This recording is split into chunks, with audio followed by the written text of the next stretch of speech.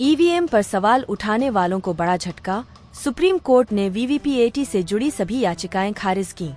उच्चतम न्यायालय ने इलेक्ट्रॉनिक वोटिंग मशीन ईवीएम के माध्यम से डाले गए वोट का voter verifiable paper audit trail VVPAT के साथ मिलान कराने का अनुरोध करने वाली सभी याचिकाएं शुक्रवार को खारिज कर दी और कहा कि तंत्र के किसी भी पहलू पर आंख मूंद कर अविश्वास करना बिना वजह संदेह पैदा कर सकता है।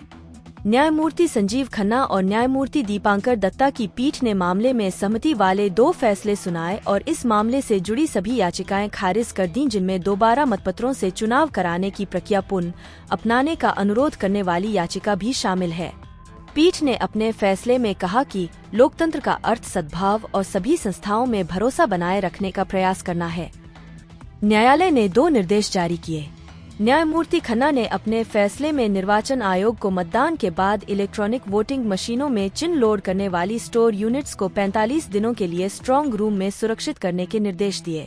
शीर्ष अदालत ने ईवीएम निर्माताओं के इंजीनियरों को यह अनुमति दी कि वे परिणाम घोषित होने के बाद दूसरे और तीसरे स्थान पर रहने वाले उम्मीदवारों के अनुरोध पर मशीन के माइक्रो कंट्रोलर को सत्यापित कर सकते हैं।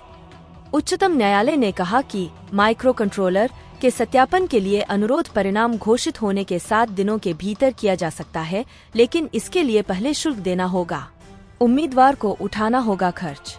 पीठ ने कहा, अगर सत्यापन के दौरान यह पाया गया कि ईवीएम से छेड़छाड़ की गई है, तो उम्मीदवार द्वारा दिया गया शुल्क उसे लौटाया जाएगा। एक ईवीएम में 3 इकाइयां होती हैं: बैलेट यूनिट, कंट्रोल यूनिट और वीवीपीएटी। इन तीनों में माइक्रो कंट्रोलर लगे होते हैं।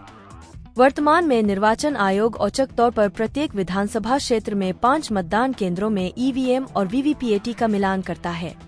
न्यायमूर्ति दत्ता ने कहा, तंत्र या संस्थाओं के मूल्यांकन में संतुलित रुख बनाए रखना अहम है, लेकिन तंत्र के किसी भी पहलू पर आंख मूंद करके अविश्वास करना अनुचित संदेह पैदा कर सकता है। पीठ ने सुझाव दिया कि चुनाव आयोग इस बात की जांच कर सकता है कि क्या वीवीपीएटी पर्चियों की गिनती के लिए इलेक्ट्रॉनिक मशीनों का इस्तेमाल किया जा सकता है और क्या बार कोड का इस्तेमाल किया जा सकता है। पीठ ने कहा कि मतपत्रों से चुनाव कराने की प्रक्रिया पुनः अपनाने का अनुरोध करने वाली याचिका के अलावा उसके समक्ष 3 याचिकाएं ऐसी भी आईं जिनमें कहा गया कि सत्यापन के लिए मतदाताओं को वीवीपीएटी पर्चियां सौंपी जाएं और मतगणना के लिए उसे मतपेटी में डाला जाए, साथ ही वीवीपीएटी पर्चियों की 100% गिनती की जाए। न्यायमूर्ति खन्ना ने कहा, हमने उन सभी को खारिज कर दिया। आपके शहर से जुड़ी हर एक खबर अपने मोबाइल पर सबसे पहले देखने के लिए भारत नेटवर्क टीवी चैनल को लाइक, फॉलो, सब्सक्राइब करें।